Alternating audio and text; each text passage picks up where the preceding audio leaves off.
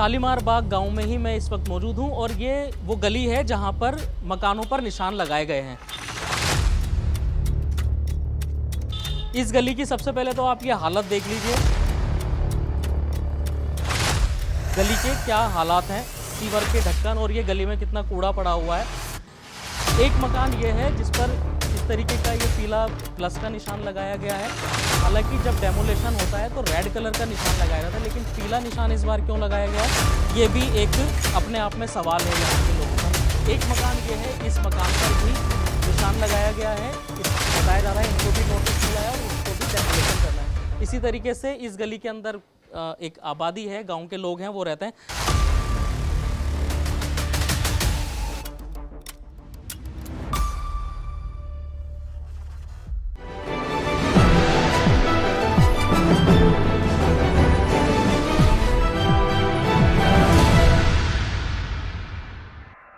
जो डेमोलेशन की कार्रवाई है वो तो अलग है, लेकिन यहाँ के हालात देख लीजिए आप। ये रेखा गुप्ता जो दिल्ली की सीएम है, ये उनकी विधानसभा के हालात हैं।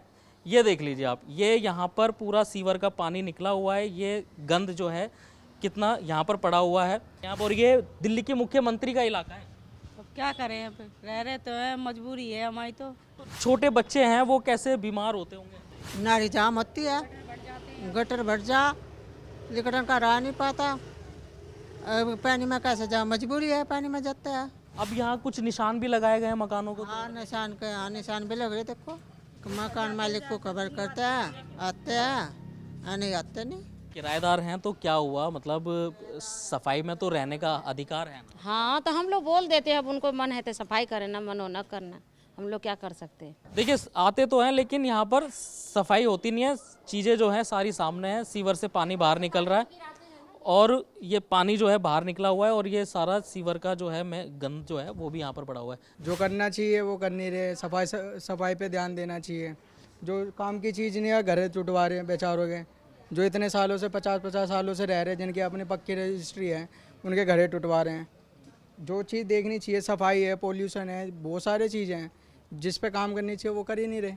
घर बचाओ आंदोलन के जो लोग हैं यहाँ पर, गांव के लोग यहाँ मौजूद हैं साथ में बात करने के लिए। सबसे पहले तो नाम बता दीजिए। चरण सिंह नाम है मेरा। चरण सिंह जी, कब से बैठे हुए हैं आप यहाँ धरने पर और कब तक बैठे रहेंगे? ये 10 तारीख के 10 जनवरी के बाद से बैठे हैं, और जब तक इसका कुछ परिणाम नहीं आता जब तक तो बैठे ही है। क्या कार्यवाही चल रही है, किस तरीके से मतलब सारी प्रक्रिया हो रही है, ये थोड़ा सा जरा बताइए। पहली बात तो हमारा केस ही कोर्ट में चल रहा है इस समय। कोर्ट के बारे में तो हम कुछ कह नहीं सकते, क्योंकि कोर्ट की प्रक्रिया ऐसी है, हम अपना लूज पॉइंट नहीं दे सकते किसी को। वो जो चल रहा है वो तो चलेगा ही कोर्ट वाला को। और रही उसकी बात, समस्या तो कुछ नहीं है, वो चाहे तो बहुत कुछ हो सकता है, और जिसके मन में ही कुछ ना चाहने की इच्छा हो तो कुछ भी नहीं हो सकता। ऐसा क्या हो गया कि मतलब सरकार चाह रही है कि गरीबों को, चाहे वो झुग्गी हो या पक्के मकान हो, सबको तोड़ दिया जाए? आखिर सरकार ऐसा क्या चाह रही है? और यहाँ की जो आपकी विधायक हैं रेखा गुप्ता जी, वो सीएम भी हैं और यहाँ की विधायक भी हैं, तो उनकी तो आपके प्रति और डबल जिम्मेदारी बन जाती है। वो आखिर ऐसा क्यों चाह रही है? देखो जी, मेरे को तो ऐसा ही लगता है, उनको ये दिमाग में यही है कि ये जो बेल्ट है ये आम आदमी पार्टी के है, मगर ये उनकी भूल है। तो आम आदमी की क्या मतलब? वो वंदना कुमारी थी पहले, इनसे पहले। तो ये तो राजनीति है, आज जिसका सिक्का चलता है उसका आता है। ये 27 साल से क्यों नहीं आई, 27 साल बाद ही क्यों आई? तो इनका सिक्का बदला ना, तो इसलिए आए। तो कल को और भी कोई आ सकता है। ये तो राजनीति है, लोग आते जाते रहते हैं, लेकिन अब इसमें राजनीति के चलते गरीबों का तो नुकसान नहीं करना चाहिए ना। ज़मीन बहुत महंगी हो चुकी है और ये बिजनेसमैनों को बेची जाएगी, और ये पक्का है। ये धीरे धीरे पूरे गांव को साफ कर देंगे, गांव नहीं बचेगा। ये मतलब किस आधार पे कह रहे हैं आप इस चीज़ को कि पूरा गांव नहीं बचेगा? आखिर अभी तो आगे के मकानों को नोटिस दिया गया है। कितने मकान हैं जिनको दिया गया है टोटल? कम से कम ये 146 मकान है। 146 143 बताए जा रहे हैं। तो आप पूरे गांव की बात कर रहे हैं आप? हाँ जी, पूरे गांव की बात कर रहा हूँ। मतलब ये शुरुआत मान ली जाए क्या? हाँ बिल्कुल मान ले जाए। गांव में तो पहली बात तो किसी के कागज़ नहीं होते, हाँ खेतों वेतों पे होते हैं, और ये लैंड हमारी है, हमने तो पैसे दे के खरीदी हुई है। ये सरकार के पास इसका कोई सबूत ही नहीं है कि ये लैंड उनकी है तो वो हमारे पास डेली क्या नोटिस भिजवाते रहते हैं। क्यों भिजवा रहे हैं?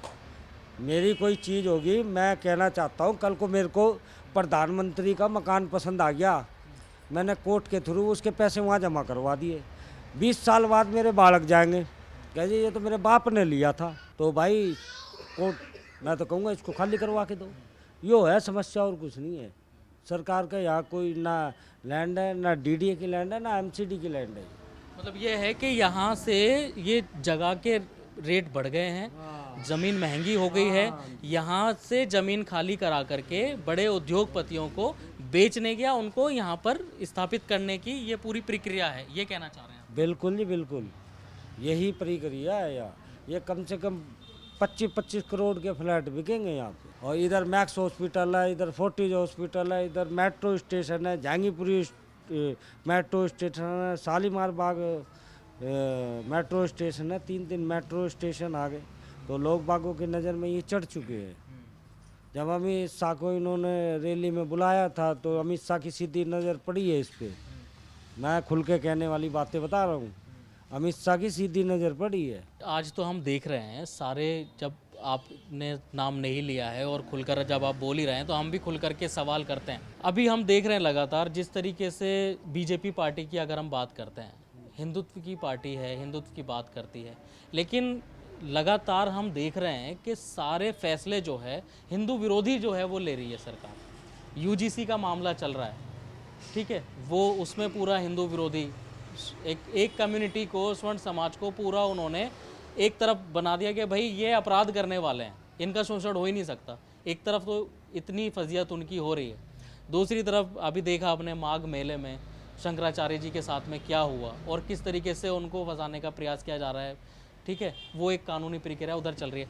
लेकिन आखिर अचानक से इतना बदलाव बीजेपी पार्टी के अंदर क्यों हो रहा है कि वो अपने लोगों को ही निशाना बना रही है? मुझे तो लगता है बीजेपी तो मतलब पाखंड वाला काम करती है, हिंदुओं को ही बर्बाद करने के पीछे लगी हुई है। इनका मकसद ही ये है, क्योंकि हिंदू ने ही वोट दिया इसको, हिंदू ही वोट देता बीजेपी को, और कोई नहीं देता। हमसे बड़े हिंदू कोई हैं बीजेपी वाले, यानी बीजेपी का ठप्पा कोई लग रहा है हिंदुओं पे। हम भी तो हिंदू हैं, मेरा नाम चरण सिंह है।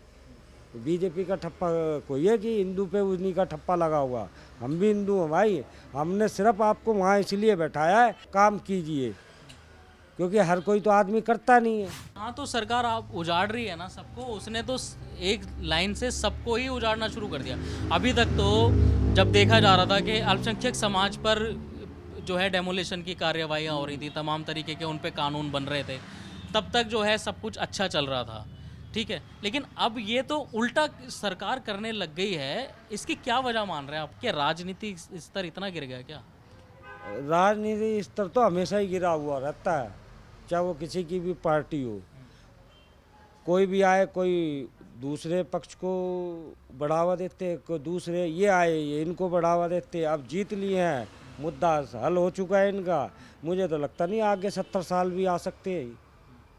जिस तरह की इनके व्यवहार और जनता के प्रति ओछापन है, तो मुझे नहीं लगता वो दोबारा आ सकते हैं।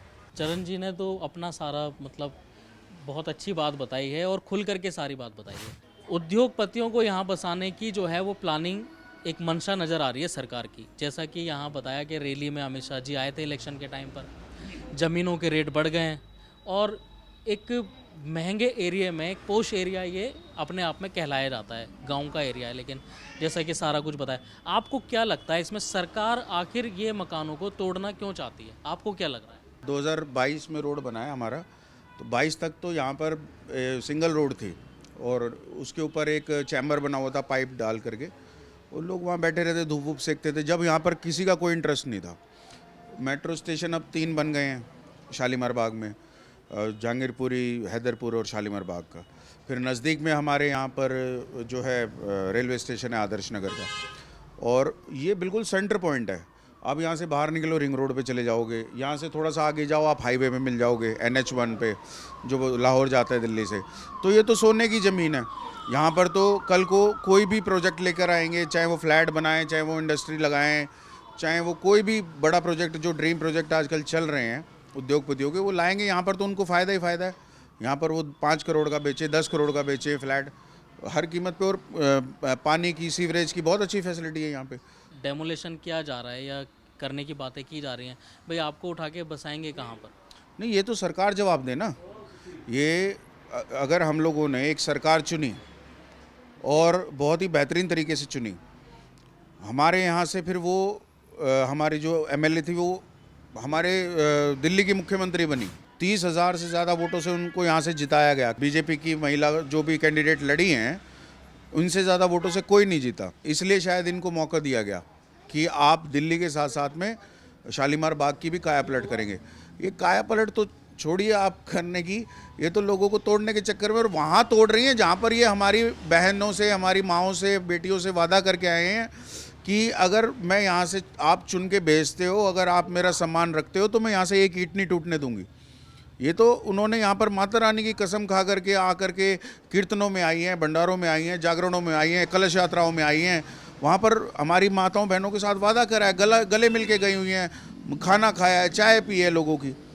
ये तो नमक हरामी हो रही है कि भाई आपने किसी को नमक खाया और उसी को झूठ बोल दिया। खैर ये तो अब आप आजकल राजनीति में बात हो गई है, वादों का तो खैर क्या है, क्योंकि हमारे अमित शाह जी ने भी कहा था 15 लाख अकाउंट में आने की, भैया वो तो जुमला था। मोदी जी ने जो कहा था, अमित शाह जी ने उसका काउंटर किया कि भैया वो तो जुमला था, कोई 15 लाख आने वाले हैं नहीं। तो अब हमें भी वो जुमला ही लग रहा है, जो कुछ भी बोल के गई थी, 2500 हैं महिलाओं के खातों में आएंगे, गैस सिलेंडर फ्री मिलेंगे। ये तो मकान ही नहीं छोड़ रहे, गैस सिलेंडर का तो क्या है, और 2500। घर ही नहीं रहेंगे तो सिलेंडर का करोगे क्या आप? क्या अपील कुछ करना चाह रहे हो, या आप जैसे गए हो वहाँ पर मुख्यमंत्री जी से मुलाकात हुई, कोई बात हुई पर्सनली उनसे किसी तरीके की कि भाई उन्होंने आपको सुना, आपकी समस्या को? हम लोग गए थे, और क्या है ना, इस क्षेत्र में चाटुकार बहुत है। उन चाटुकारों ने वहाँ पर हमें अपनी बातें ही नहीं रखने दी। हमारी महिलाएं भी गई थी यहाँ से, पुरुष भी गए थे, 2-3 बसें भर के गए थे। आधा मिनट से ज़्यादा किसी को बोलने नहीं दे रहे थे, तो आधा मिनट भी नहीं बोलने दे रहे, तो सारे चाटुकार वहाँ पे खड़े हुए थे। जैसे ही कोई काम की बात बोलने लगे, तभी के तभी वो माइक हाथ से छीन लेते थे। अब हमें भी जो जानकारियाँ मिली है, वो यहाँ पर कुछ संदिग्ध हैं, 8-10 लोग जो बिल्डर बनना चाहते हैं यहाँ से। उन्होंने ही हमारे मुख्यमंत्री को गलत पिक्चर दिखाई हुई यहाँ पे कि हम ये करेंगे जी, हम अपना खुद डेमोलेशन कर लेंगे, बाकियों को आप तोड़ देना। बहुत सारी बातें आती हैं सामने। तो सबसे अपील यही है हमारी, भाई घरौंदे बड़ी मुश्किल से बसे भाई साहब, 60 साल लगे ये घर बनने में, वरना यहाँ पर एक तो बहुत अव्यवस्था थी। आया यहाँ पर के 30-30 फीट मतलब यहाँ गड्ढे थे, और कई फिट जो है मतलब भराव करके आज यहाँ पर इतनी समतल ज़मीन जो है वो कर पाए हैं बराबर। और जब घर बनाने की बात होती है तो भाई पूरा जीवन लग जाता है घर बनाने में, और तोड़ने में तो समय कम, 1 मिनट में बुलडोजर आता है और वो कार्रवाई करके चला जाता है। ये एक अलग बात है। छोटे बच्चे हैं, छोटे बच्चों का क्या भविष्य देख रहे हैं अगर इस तरीके की कार्रवाई होती है? क्योंकि आज भी हमने देखा नोटिस तो लगातार आ रहे हैं यहाँ पर। ये नोटिस का ही तो मैं ये सोच रहा हूँ कि पहले तो चलो एडीएम के यहाँ से आ रहे, चलो अब तो कोर्ट वाले हैं, हमारा मैटर कोर्ट में गया हुआ है, अब ये तो कोर्ट के हमें आदेश आ रहे हैं। लेकिन उससे पहले मतलब ये लव लेटर्स की तरह हमें पोस्ट से भी और ईमेल से भी और डाक से भी आए जा रहे। ड्यूटी लगा रखी 3-4 लोग बेचारे, वो भी परेशान हो गए रोज़ नोटिस दे करके। ये थ्रेट करने की बात है, सिर्फ ये थ्रेट कर रहे हैं हम लोगों को। क्योंकि देखो, अगर इनके पास में कोई ऐसे पुख्ता सबूत होते, जैसे अभी हमारे भाई ने बताया, क्योंकि ये लैंड प्राइवेट है हमारी, ठीक है जी, हमने ज़मींदारों से खरीदी है, सरकार के पास इसके कागज़ नहीं है। सरकार तो ज़बरदस्ती धक्काशाही की राजनीति से इनको हथियाना चाहती है, और वो धक्काशाही वो सोच रहे थे कि ये गरीब किसान लोग होंगे, मूर्ख होंगे हैं यहाँ पर, और ये ऐसे ही झांसे में आ जाएंगे, इनको थोड़ा कुछ दे करके मुआवजा और इनको भगा दो यहाँ से। लेकिन यहाँ पर अब पढ़े लिखे लोग हैं, समझदार लोग हैं, कोर्ट भी जानते हैं, कचहरी भी जानते हैं, लड़ना भी आने लगा है यहाँ गांव के लोगों का। पुराना गांव नहीं रहा है ये। तो आज हम ठीक है सरकार के साथ लड़ाई में हैं, लेकिन हमारी कोई निजी किसी से दुश्मनी नहीं है। हम तो आज भी अपील कर रहे हैं कि कृपया करके हमारे इन घरौंदों को छोड़ दीजिए। हम तो आपको अपने सिर पर बिठाने के लिए तैयार हैं। अगर आप हमारे घर बचाओगे तो आप ही हमारे मुखिया कहलाओगे, क्योंकि जो घर बचाता है वो मुखिया होता है। ठीक है जी, आप हमारे घर बचाओ और हम यहाँ पर आपको जीवन भर अपने पलकों पर बिठा के रखेंगे। जो पहले आपके लिए हमारी इज्जत थी, जो हमने आपको 30,000 वोटों से यहाँ से आप जिस तरह से जीत के गए हो, उससे भी ज़्यादा अब आपकी इज्जत हमारे दिल में होगी अगर आप इन ऑर्डर्स को कैंसिल कर देते हो। हमारी तो यही अपील है मुख्यमंत्री जी से। हम चाहते हैं कि एक अच्छा समाधान निकले। रोड हमारे पास में बहुत है, अगर आपने रोड ही बनाना है तो ये डिवाइडर है, इसको आप छोटा कर सकते हैं। वहाँ पर 8 से 10 फुट की जगह और है, आप उसको फुटपाथ को तोड़कर उधर आगे ले जा सकते हैं। तो यहाँ पर, और आपने भी देखा होगा जब से आप आए हैं, कोई जाम नहीं है, किसी किस्म की कोई अव्यवस्था नहीं है, ठीक है। लेकिन अव्यवस्था फैलाना चाहते हैं, अव्यवस्था जानबूझकर फैलाना चाहते हैं ताकि ये मकानों को टारगेट किया जा सके। क्योंकि मेन रोड पे, देखिए मेन रोड पे और भी बहुत सारे घर हैं। आप ये सोचो, एक मेन रोड पर और जहाँ पर रेल रोजाना सामने आप देख रहे हो पटरी है, कितनी असुविधा होती होगी लोगों को सोने में, हर चीज़ में। लेकिन सब ने एडजस्ट किया बड़ी मुश्किल से अपने आप को यहाँ पर, ठीक है। अब जब सब एडजस्ट हो गया, जब सब कुछ ठीक चल रहा है, आप मुख्यमंत्री बन गए हैं, आपकी सरकार आ गई 27 साल बाद में, तो क्यों करनी है ये चीज़ें। अब तो आपको लोगों के लिए काम करना चाहिए, आपको तो राजा बन के लोगों के लिए काम करना चाहिए, अपनी प्रजा को देखना चाहिए कि प्रजा दुखी ना हो। अब जैसे आपने ये एक आंदोलन, घर बचाओ आंदोलन करके यहाँ पर आप बैठे हुए हैं, किसी दूसरे पार्टी के लोगों से या किसी नेताओं से आपने संपर्क किया, या कोई पॉलिटिकल पार्टी का नेता आपके पास आकर के यहाँ मिला, या इस मसले पे आपका साथ देने की किसी ने बात की? क्या उम्मीद लगा रहे हैं, या अकेले ही अपनी लड़ाई को लड़ रहे हैं आप? अभी तक तो हम लोग अकेले, गांव के लोग हैं सभी, और यहाँ पर हमने अनशन भी किया है 4-4 दिन का। हम लोग, मैं और हमारे एक साथी मुकेश जी हैं, उन्होंने 4 दिन अनशन पे बैठे हैं। हमारी तो सबसे अपील है, जो भी हमारे आंदोलन से जुड़ना चाहे, पूरी दिल्ली वासियों से हम लोग ये आशा करते हैं कि ऐसे आंदोलनों से आप जुड़ें। और सभी तमाम राजनीतिक पार्टियों से हम ये कहना चाहेंगे कि आप हमारी मदद करें। आप अगर सरकार प्रेम भाव से अगर अपने आप ही कह देते कि जाओ भाई हमने तुम्हें छोड़ दिया, तो उससे तो अच्छी कोई बात ही नहीं है। अगर नहीं छोड़ते, किसी हट पे अड़ी हुई है, तो उस हट के लिए फिर विपक्षी पार्टियों को हम खुला निमंत्रण देते हैं कि आप लोग आइए और हमारी मदद कीजिए, कैसे भी करके हमें बचाइए। हम तो बचना चाहते हैं जी, बड़ी मुश्किल से मकान बने, 60 साल लग गए इस मेहनत को। अगर ये मेहनत ख़राब हो जाती तो कुछ नहीं है हम लोगों के पास में। कल के दिन अगर बुलडोज़र आता है और अपनी कार्रवाई करके चला जाता है, उसके लिए क्या बहुत ही क्या बताएं उसके लिए। तो अब बुलडोजर अगर आ जाएगा तो अब ठीक है, उनके पास में प्रशासन ज़्यादा है, पुलिस ज़्यादा है, उनके पास में लोग ज़्यादा होंगे, लेकिन क्या है, विरोध तो करेंगे जी, मरेंगे, पिटेंगे, लट खा लेंगे, गोली खा लेंगे, और क्या होगा इससे ज़्यादा। लेकिन ऐसे तो नहीं टूटने देंगे। मगर अगली बार उन्हें ना हम उन्हीं के कागज़ चेक कर लेंगे, कितने बढ़िया कागज़ ले रहे हैं। अपने बच्चों से वादा है, जो भी सरकार आएगी, और ये जाने वाले नहीं है यहाँ से कहीं, हम बताएंगे कागज़ कैसे चेक होते हैं नेताओं के। और ये मेरा बिल्कुल विरोध पक्का रहेगा, मर जाऊंगा। क्या लगा रखा है रोज़ की रोज़, यहाँ एडीएम के यहाँ से आ रहे हैं जा रहे हैं, क्या मतलब है? तुम्हारे पास है, दिखाओ, चेक कराओ अपने कागज़, चेक है तुम्हारे पास इस जगह के कागज़? तुम हमें नोट बोरे भर भर के दोगे? अरे आदमी का सिर्फ एक घर ही होता है। राजनीति गंदी चीज़ है, ये राजनेता नहीं है, ये अपने स्वार्थ के लिए राजनेता बने हुए हैं। अब देखना, अब ये बने तो इनके कितना पैसा होगा, और जब ये हटेंगे तो जब इनके पास कितना पैसा होगा। गरीब आदमी का सिर्फ एक वो घरौंदा ही होता है, चटनी से खा ले, नमक से खा ले, उसके अलावा उसके पास कुछ नहीं होता। और ये हमसे बने हुए ये करोड़पति कैसे हो गए नेता? मुझे बताओ ना, कैसे बन जाते हैं करोड़पति? मैं पूछना चाहता हूँ इन सभी सरकारों से, तुम 0 आदमी होने के बाद तुम करोड़पति बने कैसे? ये बताइए, अब आपकी दुकान आप चला रहे हैं यहाँ पर, कल को दुकान आपकी टूटती, कहाँ जाएंगे? क्या कहाँ जाऊँगा भाई, मेरे पास कुछ है ही नहीं, मैं तो रोड पे ही आऊँगा, मैं कहाँ जाऊँगा? आपने कहा मैक्स का करता धरता है, तो भाई देखो मैक्स अगर ये इसमें गरीब आदमी तो इलाज करा नहीं पाएगा। अगर शालीमार बाग के बंदे यहाँ पे आते हैं या दूर दूर से लोग आते हैं, तो शालीमार बाग में होना चाहिए मैक्स हॉस्पिटल, है कि नहीं यार? अपना तो यही मानना है।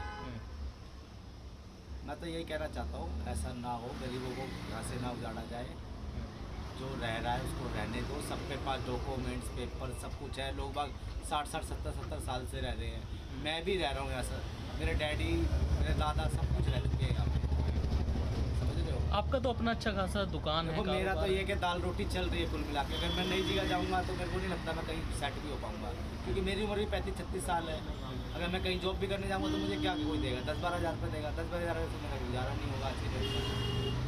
सबसे बड़ी बात ये है कि बिजनेस जो बंदा अपना काम करता है ना वो नौकरी नहीं कर सकता, समझ रहे हो? मेरा कहने का मतलब ये है। हम तो यही चाहते हैं, रेखा गुप्ता जी से ये कहना चाहते हैं, जो जहाँ बसा हुआ है उसको बसा रहने दो, हाय बदुआ मत लो, दुआएं लो हम जैसे लोग। मैं सिर्फ ये कहना चाहता हूँ। यहाँ के चाहे बच्चे हों या बुज़ुर्ग हों, वो सब एक ही अपील कर रहे हैं कि रेखा गुप्ता सरकार जो है वो हमारे मकानों को बचा लें।